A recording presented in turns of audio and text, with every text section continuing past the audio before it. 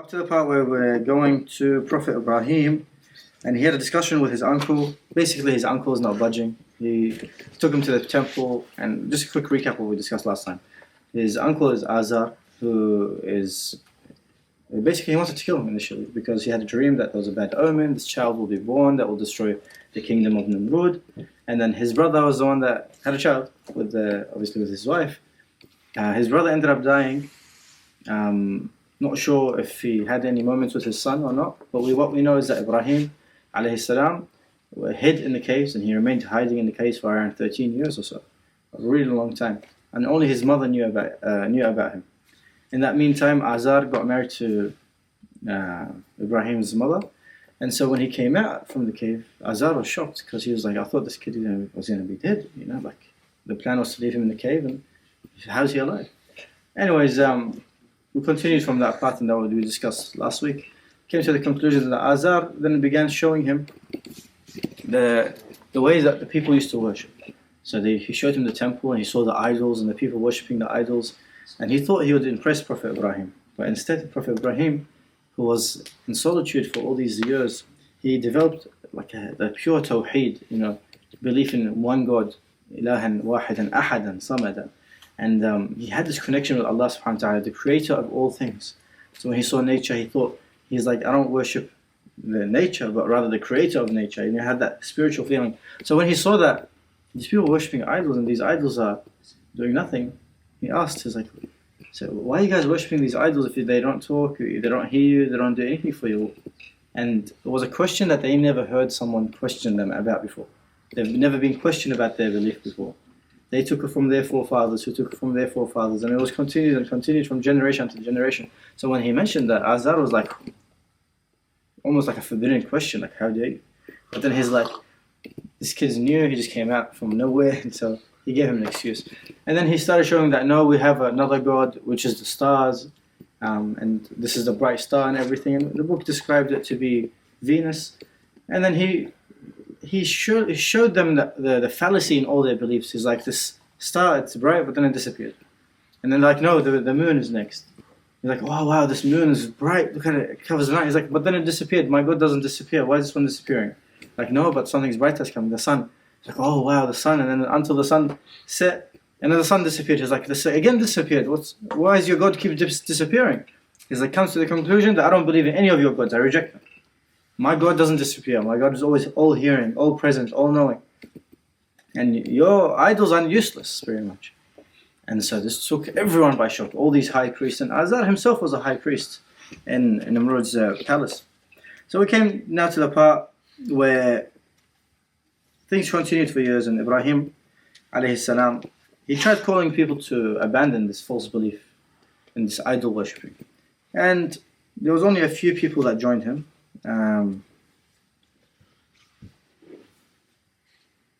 Nonetheless, now comes the part where there was an excursion to an area called Baniqya. So Ibrahim traveled a lot with Lut to a neighboring town where they hoped to spread the teachings and sell some of their sheep. So he had a job as a prophet of God. He's earning his living. And they go to a different town, and obviously they have their cattle, the livestock, and they were selling their stuff. When they went to this area was famous for having small earthquakes. It was very popular for having small earthquakes. Now, they just mentioned that, I think he highlighted in this area, Baniqya is now known as Najaf, and which highlights, kind of puts more evidence towards Kutha, as they mentioned where Ibrahim was born, being the neighbor, is Baniqya. We said that Sayyid Sami al-Badri mentions that Kutha, or the area that Prophet Ibrahim was born, is Kufa. And that Baniqya being its neighbor, it kind of solidifies the fact that Najaf is besides Kufa. So they go towards this area. The people surprised, they warned them, they're like, we have a small earthquake every night, without fail.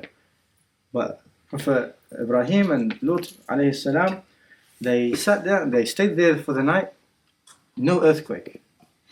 So the people were like, what's going on? These guys are something special. They convinced them to remain another night. Like, just stay one more night, please, stay one more night. They wanted to see, is it a coincidence or is there something special about these people? And so they stayed an extra night. And again, there was no earthquakes or no small earthquakes, no terrors that night. Everyone was comfortable. And so they begged them to remain in their town. Please stay with us. You finally got rid of this earthquake that keeps on happening and all that. Please, there's something special about you guys. Please stay. They kept on begging them, but they didn't want it. They didn't accept. And they said that we'll give you anything. They declined. Ibrahim said, I wish one thing though. I wish to buy a barren land on the outskirts of your city. But on the condition you sell it to me. You don't give it to me. You sell it to me. I want to buy this area on the outside of your city, and you sell it to me. Like, the land is yours. He's like, no, I'll only take it if I pay for it. And so he said, I'll give you 100 sheep for the land, and they happily took the sheep. And Ibrahim now took this land, and he told them that the earthquakes will stop permanently if you sell this land to me. And they stopped permanently in that area because they sold the land happily. And so they asked him, what do you want to do with this land? And Ibrahim said, alayhi salam, God will raise 70,000 people from this land whom he will admit to paradise without reckoning. And this land came to be known as Baniqya because in the Nabatean tongue, Ba means 100 and Niqya means sheep. So it was the land that was sold for 100 sheep. So that's how the name came. Thus, immortalized the story of Prophet Ibrahim visiting that land. One day, back in Kutha, Ibrahim asked his uncle and his people, where are those statues that you devote yourselves to? And they ignored this question. They simply replied, he's questioning, why are you guys so devoted to them? Yani? What have they given you? And they said, we found our fathers believing in them. And we found them worshipping them. That's it. They didn't care. They got tired of hearing Ibrahim attacking their gods. And they didn't bother to listen to any reason at this stage. Sometimes when you're speaking to someone, you're like, look, there's actually no use to talk to this person. I've talked to him from every angle, from Quran, from Hadith, from logic, from every aspect. There's literally no use to speaking to that person. Prophet Ibrahim was like that. However, he didn't give up. He kept on going. He kept on trying. He didn't give up. But the people were, as they mentioned, blind, deaf and dumb. And so there's nothing that could help them.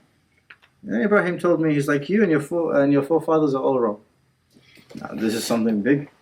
He's like, you tell me I'm wrong, okay. Well, my forefathers, all these people are following them, and all this. How dare you say we're all wrong? He's like, yeah, you're all wrong. He's like, how can you be so serious, or are you just playing around? He's like, I'm not playing. Rather, your Lord is the Lord of. He's like, I'm not playing. Your Lord is the Lord of the heavens and the earth, who originated them, and to do this I attest. And he's like, I don't believe that these statues made the heavens and the earth. I don't agree with that. And then he thought to himself, he said, I swear by God, I shall carry out mocking their idols and trying to bring them back to their senses. He's like, when you guys go on your holiday, in his mind, when you guys go on this retreat that they have once a year, he's got a plan that he's going to do. So it was a custom for the people of Kutha. They go once a year and they celebrate, and then they go do some sort of worship outside the city. And when that day was approaching, Ibrahim had a plan. And he was hoping to make it a reality. So it was called the festival day. So on that day, everyone leaves. The whole city leaves. And preparations were made, and Ibrahim went to approach his uncle, and he told his uncle, he's like, my uncle, I'm not going to be able to go. And now over here it mentions, he's like, is it out of defiance, you don't want to go? Or do you think, if you think these lesser gods, so they believe there's a greater God, if you think these statues, these lesser gods of yours deserve worship, then why do you think that the Lord of all realms who rules all your God, is he not more worthy of worshipping? Azar was like, I'm tired of this. Stay home, bro. He just tried quieting Ibrahim, discouraging from his arguments. He told him, get ready to come with us, yalla, get ready. And he was hoping, Azar was hoping, he's like, hopefully this festival will open up his mind. Sometimes we're like, I said, the kids, what do we do for our children, our young generation? We install the love of Eid for them, right? Especially, we need to emphasize, it's very important, but ours is built on truth. That's the difference. Ours is built on truth. For example, Eid al-Ghadir. Eid al-Ghadir is more celebrated in the heavens than it is celebrated on the earth. And how much emphasis do we need to emphasize on it in this world then?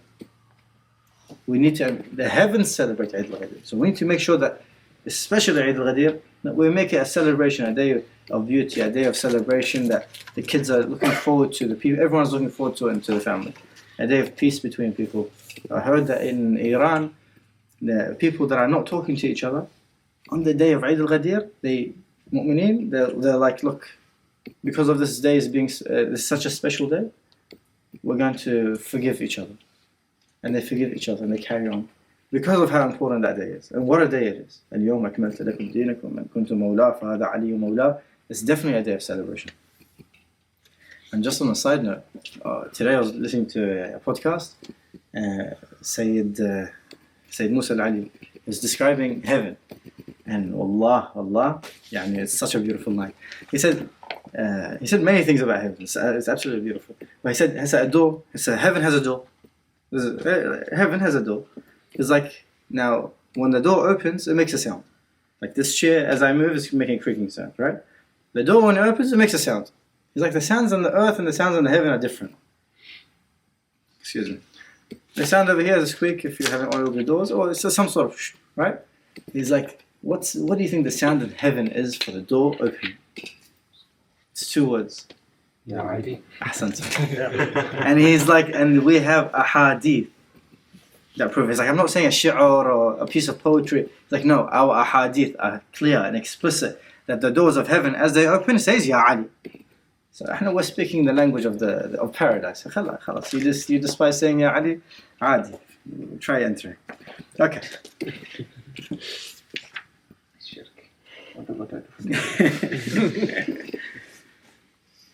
There's another one since we're going towards Amir al-Mu'mineen. Amir بعد ذكر علي العبادة صح ولا لا? So in the pool of Kawthar, this water that cleanses the hearts of everyone, removes every vice. When everyone's thirsty, everyone's looking for water, and this pool of Kawthar is in the Day of Judgment, and there's Amir al-Mu'mineen there, and with him is this it's like a stick made from this really strong tree, really tough tree.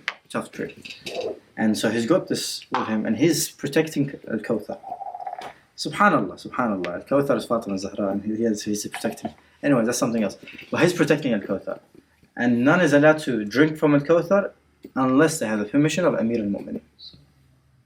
Someone comes to him, and he says, please let me drink. He's like, no. You didn't take me as the Imam. You took 1 and 2 as the Imam. Go to them.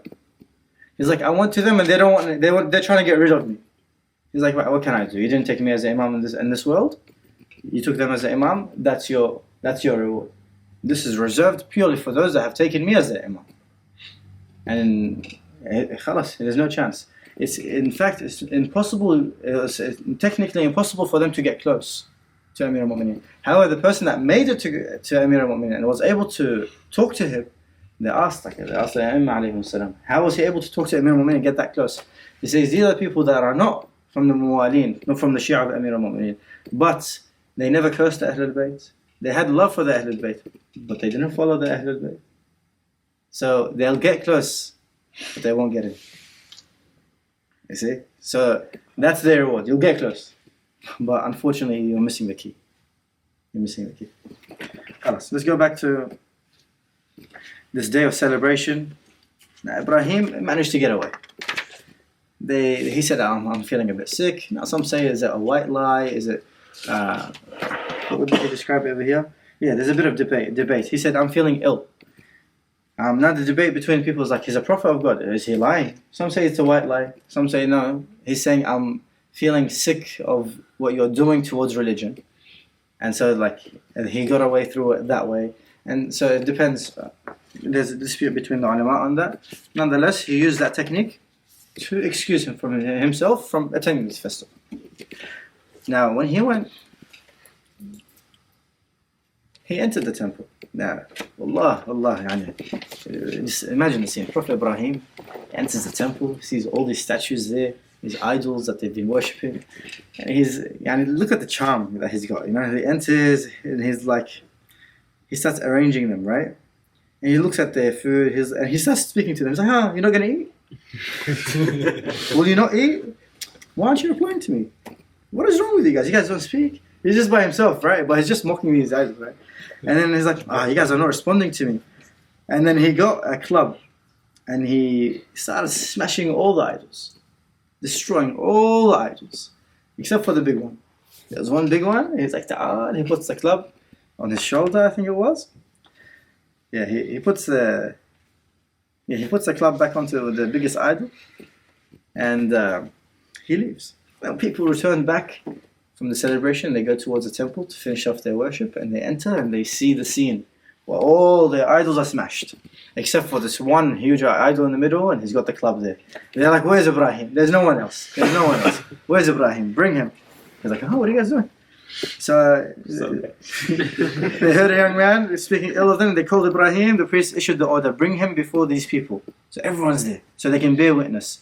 And indeed, he's the one guilty of speaking ill of our gods. And so they're all like ready, like a zealous mob. They came out of the temple. They're running towards Ibrahim's house. They dragged him into the temple, and silence fell. And then the priest began to speak. Azar started screaming at his nephew. He's like, "Was it you who did this to our God, Ibrahim?" And he screamed at him. And Ibrahim replied, "It's like, no, right? It was this one." This one's at the big guy. Like, this one, the biggest of them. Who did it? He's like, "Ask him. He can tell you. He'll tell you." And Azar is like in the moment. He's like, they don't speak to us. We can't hear them. And he started saying everything that he believed in his heart. He started testifying pretty much that he knows these statues are useless. And then Ibrahim, he caught him. He fell for the bait. قضيتك بعد كبسة. So he's like, and everyone heard it. They were all witnessing this. So at that moment, everyone was like, "Wait a minute. It's actually us, not Ibrahim, who are the wrongdoers."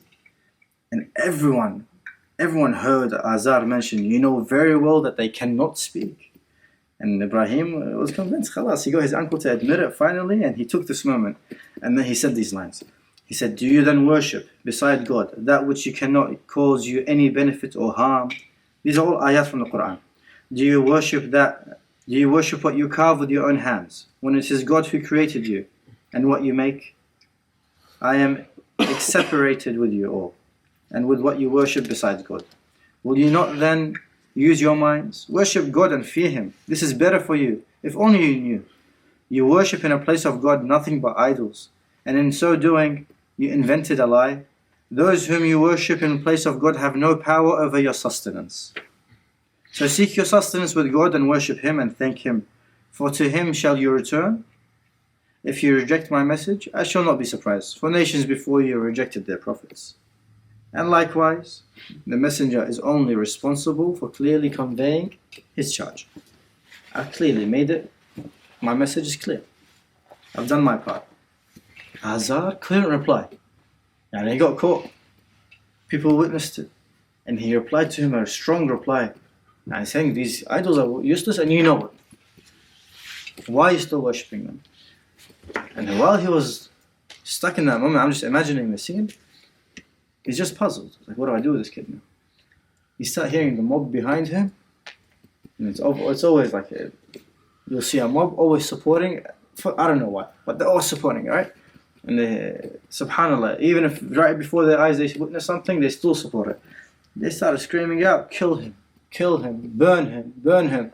And he kind of got hyped up again. He's like, "Yeah, alright, let's kill him. Let's get rid of this guy," right? So they sentenced him, they said, "We'll kill him." Now, and everyone's like roaring, "Oh, kill him," and thinking quick, let's do a quick death before we think about it too much. And they're like, "Yeah, let's burn him, get rid of it." Khalas. Now, the people started rallying behind him, and Azar, he's the visor of Nimrud, and he's the high priest of Kuthar. And so, khalas, he said, "Let's burn him, and aid your gods if you truly wish to aid them." And so he instructed the people to create a massive structure, and they cast him into the inferno therein. So the structure that they built isn't just like an open fire. They made a fire, and as they describe over here, it was a fire that they've never seen before. Like the way that they killed him is a manner that they've never seen before. Because no one ever threatened the basis of their civilization before. The way that they worship, no one ever threatened it. So for them, they wanted to make a really big message, right? So Ibrahim, over this whole time, he slowly attracted people towards his following. And with this last moment, when he showed everyone what he showed with the temple, a lot more people started believing in him. And so they created this fire that would incarcerate his body. That if he was to fall in it, would literally turn him into ash. That's how hot it was. And everyone in that city was called to collect wood or anything that they can deposit so they can create a giant fire pit. And it was like everyone felt like, yeah, I'm doing my part, you know, we're going to get rid of this cancer. This, huh? Sadaqah, right? And now, so everyone got back to it. They started building the thing, and Ibrahim he's still trying with them. You know, he's like, you've taken to worshipping idols besides God, and he's still trying with them. But these guys were loyal to their idols. While they were building this fire, they built a wall surrounding this fire, 4 walls. Because it was so hot, they needed to encapsulate it. It was literally an inferno, like where they do the cremations, but like a vertical one. And now they had a struggle, like how are we going to put him in the inside? There's no doors or anything. And so there's a part where it mentions how they got him inside. But before that, Jibreel started getting outraged. He's witnessing this. He's like, Ya Allah, like what's happening? He's like, Ibrahim, there's no one that worships you on the earth like Ibrahim. And these people are going to do this to him. He's like, and Allah subhanahu wa ta'ala asked Jibreel, he's like, what angers you? He said, Lord, he's your servant and your friend. There's no one else on this earth who worship you as he does. Yet you have released him upon your enemy as this. And he felt like time was slipping away, and without God's intervention, Ibrahim will be killed. And then God replied to him, he's like, be silent. For only he makes haste who fears, as you do, that an opportunity will escape him. As for me, I know he's my servant, and he's in my care. He's in my care. And I shall deliver him whenever I wish to. And so Jibreel relaxed. He's like, khalas, that's fine. I know he's going to be taken care of. Even the earth started speaking, Ya Allah, Lord, there's no one upon me who worships you as he does. And he'll be burned in this fire. And God told the earth, if he calls on me, I shall suffice him. Subhanallah. And so, now we mentioned, they didn't have a catapult or anything. That idea didn't exist. Shaitan got involved. Shaitan now mentions here that he came in the form of a man. So he came in the form of a human. And because they built it, it was a towering structure akin to a small fortress covered by 4 thick walls, then to a fire pit. And that's how it is. Like it was a building. And the blaze created by the timber would be so hot it would be impossible to throw Ibrahim into the center. So Shaitan, he manifested himself into the human form, and he offered to build a contraption that would propel Ibrahim into the fire pit safely. Safely. Yeah, ajib, huh? Anyway, so he constructed for them. What if it misses? They catapult him and then they miss it. Do they try again? Or? I don't know, wallah. Don't get him being knocked too much. Shaitan's got accuracy in this. So it mentions 2 narrations. One says that he taught them how to build it. One mentions that he built it himself. Nonetheless, Shaitan got involved with his catapult. And now came the execution. Nimrud decided to come visit. Azar came. They built him a structure that he could see inside the fire pit. And so they got Ibrahim, and everyone was there. Nimrud called it. It was like everyone had to watch it. And they threw Ibrahim into it. Using the catapult, they threw Ibrahim into by the order of Nimrud. And Jibreel descended upon Ibrahim. And he said, do you need anything? And Ibrahim alayhi salam, with complete serenity and composure, replied, he's like, not from you. With respect and everything. But he said, not from you. He's like, rather, he's showing his complete trust in Allah subhanahu wa ta'ala. Layla Jibreel. Because Jibreel asked him, like, do you need anything? Can I help you with anything? Essentially. He's like, no, not from you, I don't need anything. It's like, he's trusting Allah subhanahu wa ta'ala. And then, while he was in the catapult and he's staring death in the fiery face, Ibrahim turned with a sincere heart towards Allah subhanahu wa ta'ala. And he said, Ya Allah, Ya Ahad, O reference in times of need, O you who neither bear children nor were you born, nor is there anyone to match you. Listen to this. Deliver me from this fire through your mercy by the right of Muhammad and his family. Every prophet has used this line of Allahumma salli ala Muhammad wa ali Muhammad. This is common. We saw in Prophet Nuh, the same thing. Idris, the same thing. Adam, the same thing. All the prophets so far have mentioned that this beautiful line. And he was sent, and an answer came to his prayer. God sent Abraham a silver vial that hung from a chain and a silver ring. And when Ibrahim opened the vial, he saw a fine tunic woven with with fabric from paradise unfurled before him. And it's more like a pendant like we put in the raffle the other day. And the ring bore in it minuscule letters that had the following 6 inscriptions. It said, "There is no God worthy of worship but God. La ilaha illallah. Muhammad is the messenger of God. There is no power except through God. I surrender my affairs to God. I derive my support from God, and God suffices me." And God told him, "Don this tunic and ring, for through them I shall make the fire cool and peaceful." And subhanAllah, here he says, "Bardan wa salam." If Allah subhanahu said cool and didn't add the peaceful, ulama say he would have froze to death in the fire. Yeah. Subhanallah. But he said, "Bardan wa salama," cool and peaceful. And Ibrahim obeyed. He donned them the tunic and the ring, and he studied the inscription, and he read each one of them himself. And when he read the second one, he fell in love with the name of the Holy Prophet Muhammad sallallahu alaihi wasallam. And God, because he knows that Allah subhanahu wa ta'ala had told him that he's going to be from his progeny, and that alongside it's going to be from his descendants, and he's going to fulfill Ibrahim's deepest prayer, which is to establish the rule of God on the earth. Every prophet wanted this.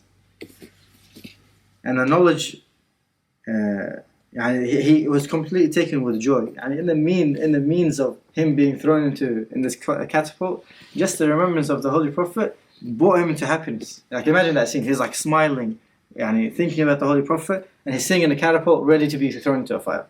Subhanallah. And meanwhile, Nimrod nodded for his executioner, and the catapult was fired, and Ibrahim was thrown into the air, into the heat of the inferno, and everyone started cheering, and they hailed the God King Nimrod and the chief priest Azar, and they thought that's it. Now Ibrahim, Allah subhanahu wa ta'ala said, "Bardan wa salam." Ibrahim, when he fell into the fire, Allah subhanahu wa ta'ala ordered the fire, "Be cool and peaceful for Ibrahim." And in an instant, guaranteed death turned into a cool sanctuary and a restful haven for Ibrahim. Should I keep going, or should we leave it for next week? Should we go on? And should we say what should keep going? Alright. Yeah, let's try. So did the fire turn off, or was the fire still going then? Fire was still going. That's crazy. This was cool. Did it not turn into a garden? That's what I was going to go to. So in an instant, when I was with him. I don't need to keep going anymore. So when he fell into it, no one could see inside except for Nimrod and Azar. They could see from the top, but they left. They're like, "Khalas, he's thrown into it. We're going to leave him for a few days and come back."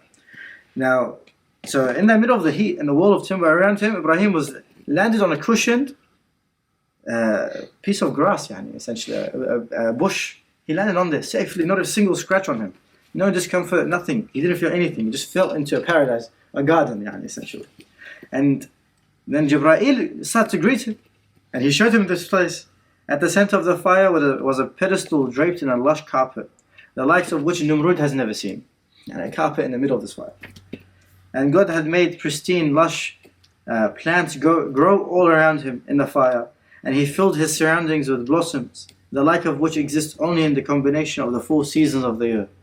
Flowers from autumn, from spring, from summer, from winter, all around him, in the middle of this fire.